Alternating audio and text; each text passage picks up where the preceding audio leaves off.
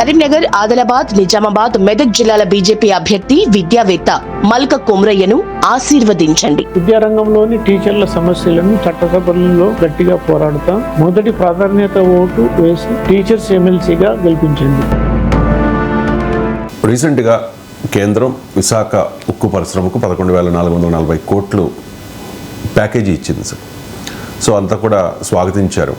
కానీ ఆ రోజు డిస్కషన్లో మీరు చెప్పారు దానికి ఉన్న సొల్యూషన్, ఒకటి క్యాప్టివ్ మైన్స్ ఇవ్వాలి, 2 సైడ్లో విలీనం చేయాలి అని చెప్పి. అలాంటప్పుడు ఖచ్చితంగా విశాఖ ఉక్కు పరిశ్రమకు ఊపిరి అందినట్టే అని చెప్పి. కానీ శ్రీనివాస్ వర్మ ఒక కామెంట్ చేశారు సార్, విశాఖ ఉక్కు ప్రైవేటీకరణ జరగదు అని చెబుతూనే సెయిల్ ఏనాడు కూడా విశాఖ ఉక్కు పరిశ్రమను తనలో విలీనం చేసుకోవడానికి, శైలిలో విలీనం చేసుకోవడానికి ఒప్పుకోలేదు అని చెప్పేసి ఆయన అన్న మాట చెప్తాను నేను. విశాఖ ఉక్కును విలీనం చేసుకోవడానికి సెయిల్ అంగీకరించింది అనేది అవాస్తవం. విలీనం విషయంలో వారు ఏనాడు ఒప్పుకోలేదు. పెద్ద ఎత్తున నష్టాల్లో ఉన్న కంపెనీని విలీనం చేసుకోలేమని స్పష్టం చేసింది అని చెప్పేసి సెయిల్ ఇటువంటి కామెంట్ చేసింది. చెప్పారు సేల్ ఎవరైనా సేల్ ఎండి ఎక్కడ స్టేట్మెంట్ ఇచ్చాడా? స్టేట్మెంట్ అఫీషియల్గా నేను చైర్మన్ ఎక్కడ స్టేట్మెంట్ ఇచ్చాడా? ఒకటి సేల్ ఎవరు? అదే ప్రైవేట్ రంగ సంస్థనా? ప్రభుత్వ రంగ సంస్థ. మరి ప్రభుత్వం ఆదేశాల మేరకు యాక్సెప్ట్ చేస్తే తప్ప సేల్ ఇండిపెండెంట్గా డిసిషన్ తీసుకుంటారా? ఒకవేళ steel authority of India limited board కనుక డిసిషన్ తీసుకుంటే can government of India not over rule it? భారత ప్రభుత్వానికి అధికారం ఉండదా? సో మరి భారత ప్రభుత్వ రంగ సంస్థ కదా. అందువల్ల మొదలు సేల్ చైర్మన్ ఎక్కడ అఫీషియల్గా వైజాగ్ స్టీల్ ప్లాంట్ మాకు వద్దు, అది నష్టాల్లో ఉంది, మేము దాన్ని తీసుకోమని అనలేదు ఎక్కడ. 2, భారత ప్రభుత్వం స్టీల్ అథారిటీ ఆఫ్ ఇండియాలో విలీనం చేయమని ఎక్కడ ప్రపోజల్ పెట్టలేదు. ప్రపోజలే పెట్టండి, రిజెక్ట్ ఎక్కడ అవుతుంది? పెళ్ళే కానీ డైవర్స్ ఉంటుందా? నీకు ప్రపోజల్ ఎక్కడ పెట్టింది నాకు చెప్పండి. ఏ ప్రభుత్వం ఏ లేఖ రాసింది? స్టీల్ అండ్ మైన్స్ సెక్రటరీ ఏమైనా స్టీల్ చైర్మన్కి లేఖ రాశాడా? చూపెట్టండి. 2వది. 3వది, ఆంధ్రప్రదేశ్ ప్రభుత్వమైన సేల్లో స్టీల్ ప్లాంట్ విలీనం చేయమని అడిగినట్టు ఒక లేఖ చూపెట్టండి. చంద్రబాబు నాయుడు సంతకంతో ఒక లేఖ చూపెట్టండి నాకు. నేను simple letter, please merge Visakha Rashtriya Ispat Nigam limited in steel authority of India limited అని ఒక లేఖ రాశారా? తెలుగుదేశానికి చెందిన పార్లమెంట్ సభ్యులు పార్లమెంట్లో అడిగారా? చెప్పండి. ఇవన్నీ ఎందుకు కహానీలు చెప్తారు? తర్వాత నాకు ఇంకో point, steel authority of India limited ఎందుకు విశాఖ స్టీల్ ప్లాంట్ను తీసుకోదు? నష్టాలు వచ్చే కంపెనీ ఎవరు తీసుకోరు? Steel authority of India limited అంతకన్నా మూర్ఖత్వం ఏది ఉండదు. మరి స్టీల్ అథారిటీ ఆఫ్ ఇండియా తీసుకోదు, మిట్టల్ తీసుకుంటాడు. స్టీల్ అథారిటీ ఆఫ్ ఇండియా తీసుకోడు, టాటా తీసుకుంటాడు. ఎందుకు? వాళ్ళంత పిచ్చోళ్ళ? అంటే ప్రభుత్వ రంగ సంస్థకు కన్నా కూడా ప్రైవేట్ వాడు ఎంత ఆలోచిస్తాడు? వాండబుల్ కదా. అంటే మిట్టళ్ళు టాటాలోమో విలీనం చేసుకోవడం రెడీ. ఇప్పుడు కనుక ప్రభుత్వం కనుక రెడీ అంటే వాళ్ళు ఎగిరిగంతేస్తారు. మరి వాళ్ళు ఎందుకు తీసుకుంటారు? గవర్నమెంట్ కంపెనీ ఎందుకు తీసుకోదండి? అంటే ప్రైవేట్ కంపెనీలకు లాస్ ఇచ్చినా మంచిదేనా? 20,000 కోట్లు కామన్ సెన్స్ చెప్తుంది కదా. ఎంత ఉన్నది విశాఖ స్టీల్ ప్లాంట్ లాస్? 22,000 కోట్లు ఉంది. 22,000 crores ఇంక్లూడింగ్ పిఎఫ్ 600 కోట్లు, కార్మికుల పిఎఫ్లు 400 కోట్లు, మీకు ఈ డ్యూస్ ఉన్నాయి, సాలరీ డ్యూస్, అలాగే 6,000 కోట్ల రూపాయలు ఏమో రా మెటీరియల్ డ్యూస్ ఉన్నాయి. అన్నీ కలిపిన బ్యాంక్ అప్పులు 12,000 కోట్లే ఉన్నట్టు, మొత్తం కలిపిన 22,000 కోట్లు అండి అన్నీ. ఇది విశాఖ స్టీల్ ప్లాంట్కు ఉన్న ఆస్తుల విలువ ఎంత? 2 లక్షల కోట్లు. 2 లక్షల కోట్ల ఆస్తులు తీసుకొని 22,000 కోట్ల అప్పులు కట్టమంటే ఎవడన్నా కట్టడానికి చెప్పండి. శ్రీనివాస్ వర్మ గారికి ఒక సూటి ప్రశ్న ఏంటంటే, మీరు డిబేట్కు వస్తారా? ఎక్కడైనా మీరు ఎక్కడైనా డిబేట్కి వస్తా అంటే నేను వస్తాను. Steel authority of India limited ఎందుకు విలీనం చేసుకోదు నాకు చెప్పండి. దానికి రీజన్ ఏది? స్టీల్ అథారిటీ ఆఫ్ ఇండియా విలీనం ఎందుకు చేసుకోదు? 22,000 కోట్ల లాస్ ఉన్న కంపెనీకి 22,000 కోట్ల లాస్ తీసుకుంటే 2 లక్షల కోట్ల ఆస్తులు వస్తుంటే ఏ కంపెనీ అయినా తీసుకోదా? దీనికి వర్మ గారు చెప్పండి. ఇది కేంద్ర మంత్రి కదా, ఆయన మొత్తం తన అఫీషియల్తో వచ్చి డిబేట్లో పాల్గొనమనండి. We're ready to answer. అసలు కామన్ సెన్స్ చెప్తుంది కానీ 22,000 కోట్ల లాస్, 2 లక్షల కోట్ల ఆస్తులు అండి, మామూలు విషయమా? పోనీ ఇంకొక విషయం చెప్తాను. మొత్తం ప్రొడక్షన్ కెపాసిటీ 7.2 మిలియన్ టన్స్. ఈ ప్రొడక్షన్ కెపాసిటీ కనుక పూర్తి స్థాయిలో ఉత్పత్తి చేస్తే మీకు 25,000 కోట్ల నుంచి 30,000 కోట్ల టర్నోవర్ వస్తుంది. మరి ప్రొడక్షను కాస్ట్ 20,000 కోట్లు అవుతుంది. మీరు పూర్తి స్థాయిలో 7.2 మిలియన్ టన్స్ ఉత్పత్తి కనుక చేస్తే ఈజీలీ 5,000 కోట్ల లాభం ఉంటుంది ఇయర్లీ. మరి 22,000 కోట్ల నష్టం అండి, అదే లెక్కనండి. ఒక 2-3 ఇయర్స్లో తేల్చేస్తుంది. మీరు గత హిస్టరీ కూడా తీయండి.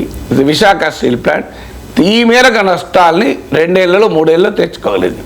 సమస్య అది కాదు, సమస్య నష్టాలు కాదు. సమస్య ఏంటి? రా మెటీరియల్ అందుబాటులో లేదు. రా మెటీరియల్లో లెవెల్ ప్లేయింగ్ ఫీల్డ్ లేదు. ఇవాళ 6,000 రూపాయలు నుంచి 8,000 రూపాయలు పెట్టి టన్ను ఇనుప ఖనిజాన్ని విశాఖ స్టీల్ ప్లాంట్ కొంటోంది. అదే సొంత గనులు ఉన్న ప్రైవేట్ వారు 600 రూపాయలకే రా మెటీరియల్ పొందగలుగుతున్నారు. ఇది అసిమెట్రీ, ఇది లెవెల్ ప్లేయింగ్ ఫీల్డ్ కాదు. ప్రైవేట్ వాళ్ళకేమో ఇనుప ఖనిజం గనులు ఇచ్చి మీరు 600 రూపాయలకు టన్ను వాళ్ళు రా మెటీరియల్ తయారు చేసుకుంటున్నారు. విశాఖ స్టీల్ ప్లాంట్ 6,000 రూపాయలు రా మెటీరియల్ కాస్ట్ అవుతుంది. ఇది మార్చండి అయ్యా అని మేము చెప్తున్నాం. ఇది మార్చాలి అంటే మీరు పోనీ సేల్లో విలీనం చేయకండి, ప్రైవేట్ వాళ్ళకి ఇచ్చినట్టు ఇనుప ఖనిజం గనులు ఇవ్వండి. ఇబ్బంది ఏంటండి? ప్రైవేట్ వాళ్ళకి ఇవ్వడానికి మీరు రెడీగా ఉన్నారు కదా.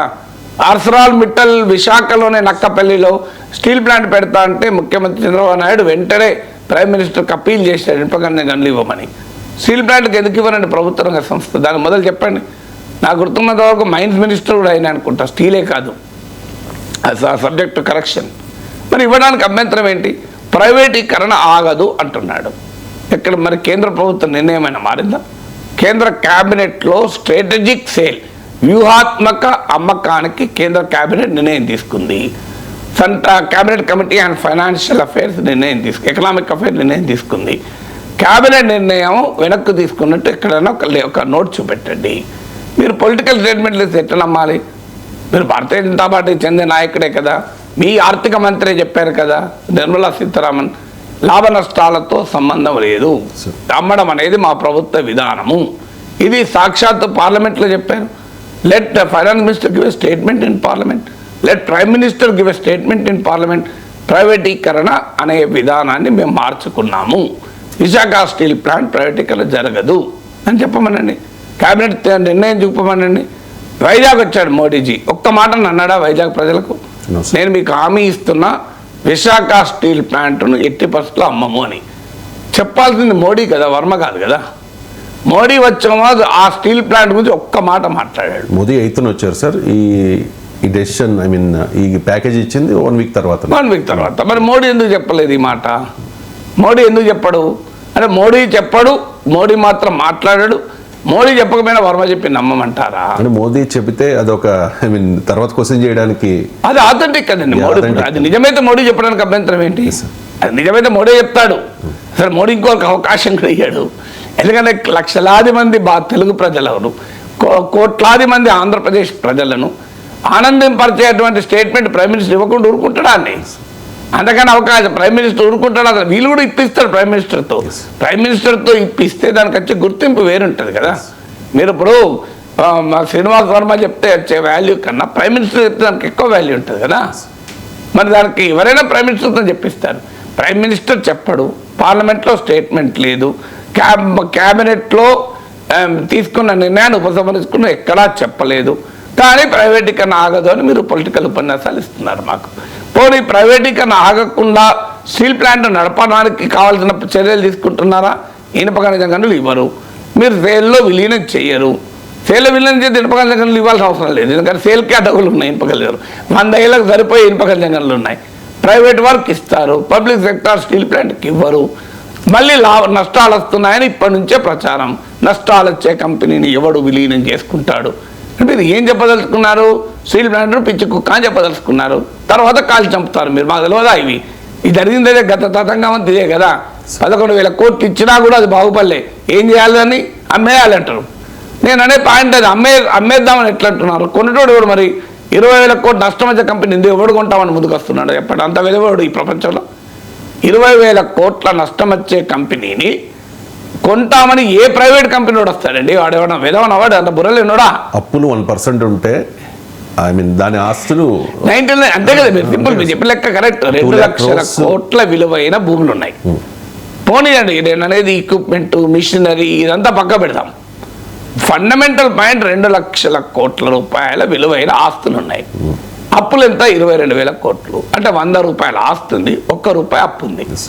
ఎవరు తీసుకోడండి దీన్ని? నా నిజంగా ఆశ్చర్యం చేస్తుంది. ఎవరు తీసుకోడు చెప్పండి?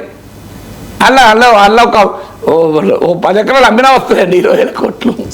20,000 కోట్లు రావడానికి ఏమున్నది? నీకున్న 20,000 ఎకరాలు 200 ఎకరాలు అమ్మేయండి, వచ్చేస్తుంది కదా. వాడు తీసుకోడా? నేను అమ్మమని చెప్పడం లేదు, వాడు తీసుకోదలుచుకున్నాడు ఉంటే ఆ మేరకు వాడు లెక్కలు తెలియదా?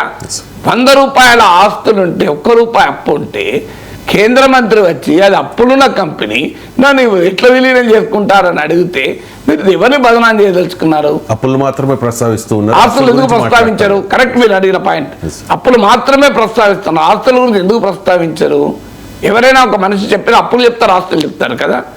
మీకు అనిల్ అంబానీకోమో అప్పులున్నా ఆ అప్పులు చెప్పరు. ఆ గౌతమ్ అదానికి ఎన్ని అప్పులు ఉన్నాయి చెప్పండి? 2 లక్షల కోట్ల అప్పులు ఉన్నాయి. మరి గౌతమ్ అదాని కంపెనీ దివాళా తీసిందా? ముఖేష్ అంబానీ కంటే ఇప్పటికీ రిలయన్స్ కంపెనీకి అప్పులు లేవా? నాకు చెప్పండి, గౌతమ్ అదానికి అప్పులు ఎన్ని ఉన్నాయి? మీరు గూగుల్లో కొట్టండి total det of Adani industries అని, మీకు వస్తుంది. ఒక దశలో అదానీ కంపెనీ ఆస్తుల కన్నా అప్పులు ఎక్కువ ఉన్నాయి అనే విమర్శ కూడా వచ్చింది కదా. మరి గౌతమ్ అదానీ కంపెనీకి అప్పులు ఉంటేనేమో అభ్యంతరం లేదు. పెద్ద మీకు అనిల్ అంబానీ కంపెనీకి అప్పులుంటే దాన్ని మినాయించుతారు కూడా. మీరు వోడాఫోన్కి అప్పులుంటే ప్రభుత్వం ఇచ్చిన అప్పులు బ్యాంకులో ఇస్తే దాన్ని ప్రభుత్వం ఈక్విటీగా మార్చుకుంటుంది. ప్రైవేట్ కంపెనీలకు నష్టం వచ్చే ప్రైవేట్ కంపెనీకి. నేను అడుగుతున్నది ఏంటంటే, అయ్యా నా 20,000 కోట్ల నష్టం ఉన్న స్టీల్ ప్లాంట్ను సేల్ విలీనం చేసుకున్నది, మరి వోడాఫోన్లో ఉన్న అప్పులను మీరు ఎందుకు ఆస్తులుగా వాటాలుగా మార్చింది చెప్పండి? మీరు కూడా లాస్ట్ టైం ఇప్పుడు కూడా మీరు గూగుల్ ఒకటి చూపెట్టారు కదా, government converts debt into equity in Vodafone అని. మరి అక్కడ ఎందుకు చేసుకున్నారు? వోడాఫోన్ పైన ఎందుకంత ప్రేమ మీకు? ఒక ప్రైవేట్ కంపెనీకి ఇచ్చిన అప్పులేమో మీరు వాటాలుగా మార్చుకోవడానికి అభ్యంతరం లేదు. ఒక ప్రభుత్వ రంగ ప్లాంట్కి ఇచ్చిన అప్పులేమో మీరు దాని అప్పులు అని చూపెట్టి స్టీల్ ప్లాంట్ బదనాం ఎందుకు చేస్తారండి? స్టీల్ ప్లాంట్ తెలుగు ప్రజల గౌరవానికి ప్రతీక. దాన్ని అవమానించకండి. గుజరాత్ వాళ్ళు అవమానించారంటే మేము ఓకే అర్థం చేసుకోగలం. తెలుగు బిడ్డ అవమానించడం ఏంటంటే, పక్కన గోదావరి జిల్లాకు చెందిన వ్యక్తి కదా. తెలుగు బిడ్డ స్టీల్ ప్లాంట్ అవమానిస్తే బాధేస్తుంది. మీ రాజకీయ అవసరాల కొరకు, మీ రాజకీయ ప్రయోజనాల కొరకు, మా తెలుగు ప్రజల గౌరవ ప్రతిష్టకు ఒక ప్రతీకగా ఉన్న ఆంధ్రప్రదేశ్ ప్రజలకు తలమానికమైన విశాఖ స్టీల్ ప్లాంట్ అన్యాయంగా ప్రతిష్ట పాలు చేయకండి. నిజమై చెప్పండి, ఫ్యాక్ట్సా? Are you ready for any debate? With all due regard అడుగుతున్న మంత్రి గారి పట్ల సంపూర్ణ గౌరవంతో. ఎందుకంటే చాలా నిబద్ధత కలిగిన మంత్రి, సైద్ధాంతిక నిబద్ధత కలిగిన మంత్రి, ఏదో పదవుల కొరకు పార్టీలో చేరినవాడు కాదు. అందుకే I have great regard for him. So Varma గారు, ఎందుకంటే ఆయన ఒరిజినల్ ఆర్ఎస్ఎస్ నేపథ్యం ఉన్న వ్యక్తి కనుక I have regard for him. ఎందుకంటే వాళ్ళు ఎప్పుడు సైద్ధాంతిక నిబద్ధతతో పార్టీలో పనిచేస్తారు తప్ప పదవుల కొరకు పనిచేయలే, పదవుల కొరకు రాలే. మీరు డిబేట్కు రెడీనా అని అడుగుతున్నాను. మీరు ఎక్కడ చర్చిద్దాం? మీరు చెప్పేది నిజమా? స్టీల్ ప్లాంట్ పైన మీరు వేస్తున్న రాళ్ళు నిజమా చెప్పండి. అసలు ఇది ఒక పెద్ద నెగటివ్ బిల్లు చెప్తాను. స్టీల్ ప్లాంట్ అనేది ఒక భయంకరమైన నష్టాల ఉబిలో ఉంది, అది ఏది కోలుకోదు, అదో ప్రభుత్వానికి ఒక భారము అని ఒక అబద్ధాలు చెప్తున్నానండి. ఇవాళ స్టీల్ ప్లాంట్ అమ్మకానికి పెట్టండి, రెడీ ఉంటారు కొనటానికి, క్యూ కొడతారు చూడండి పారిశ్రామికవేత్తలు. వాళ్ళంతా అమాయకులా, లాభం లేకుండా కొంటారా? మీకు ఇంకొకటి కూడా చెప్తున్నాను, స్టీల్ ప్లాంట్ మార్కెట్లో 50,000 రూపాయలు ఇతర కంపెనీల స్టీల్ ఉత్పత్తుల ధర ఉంటే దీనికి 54,000 ఉంటుందండి. 10% ఎక్కువ ఉంటుందండి. 7,000 కోట్ల రూపాయలు అడ్వాన్స్లు ఇచ్చారు స్టీల్ మీరు సప్లై చేయండి అని. నాకు చూపెట్టండి, ఏ ప్రైవేట్ కంపెనీకి కస్టమర్లు 1,000 కోట్ల రూపాయలు అడ్వాన్స్ ఇచ్చి తమ ప్రొడక్ట్స్ కొరకు వెయిట్ చేస్తున్న ఒక్క ప్రైవేట్ కంపెనీ చూపెట్టండి.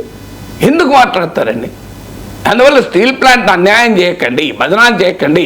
మీరు ఒకవైపు ప్యాకేజ్ ఇచ్చి ఉద్ధరిస్తామని చెప్తూ మరోవైపు అది నష్టాలు వచ్చేదాన్ని సేలోడు ఎందుకు విలీనం చేసుకుంటాడు? సేలోడు విలీనం చేసుకుంటే సేలోడు అంత మూర్ఖుడు ఇంకోటి కాదు. సేలుకు చెప్పలేరా చైర్మన్కు, ఏమైనా నీకు బుర్రుందా?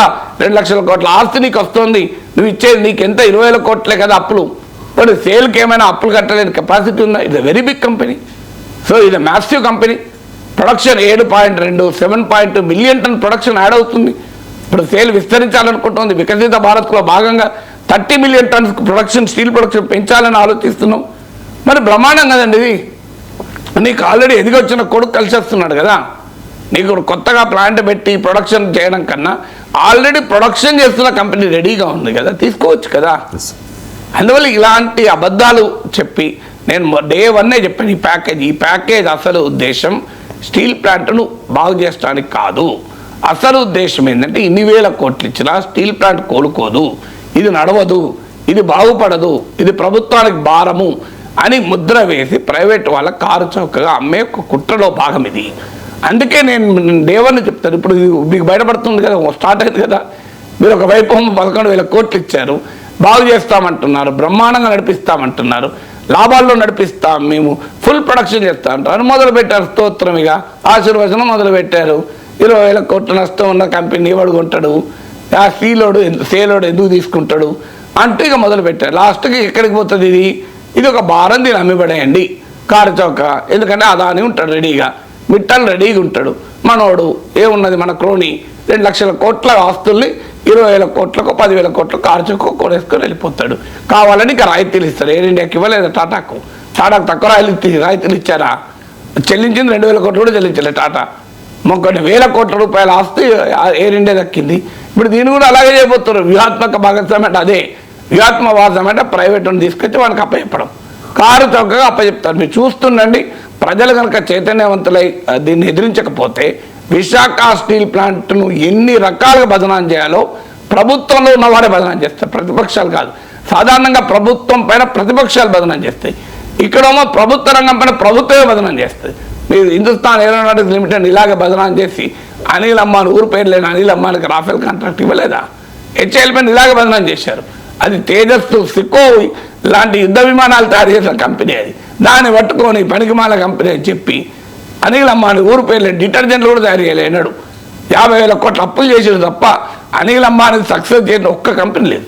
ఆయన తీసుకెళ్ళి రాఫెల్ యుద్ధ విమానాల్లో డసాల్ట్తోని 20,000 కోట్ల రూపాయల కాంట్రాక్ట్ ఇప్పించారు. ఇది కాదా ఇది ఇప్పుడు రేపు జరగబోయేది ఇదే కదా. మీరు అందువల్ల స్టీల్ ప్లాంట్ పైన జరుగుతున్న ఈ దాడిని ఎట్టి పరిస్థితుల్లో తెలుగు ప్రజలు అంగీకరించకూడదు. ఇందులో మంత్రి నిమిత్త మాత్రుడు, జరుగుతున్న శక్తులు వేరు, దీని వెనకాలన్న పారిశ్రామిక దిగ్గజాలు వేరు, కారు చౌకగా విలువైన ప్రజల ఆస్తుల్ని కొట్టివేయాలని చూస్తున్న ఫోర్సెస్ వేరు. మంత్రి గారు పాపం అందులో నిమిత్త మాత్రుడు, ఆయన వ్యక్తిగతంగా నేను అనడం లేదు. It's a conspiracy to kill Visakha steel plant. ఈ కాన్స్పిరసీని ఖచ్చితంగా తెలుగు ప్రజలు వ్యతిరేకించాలి.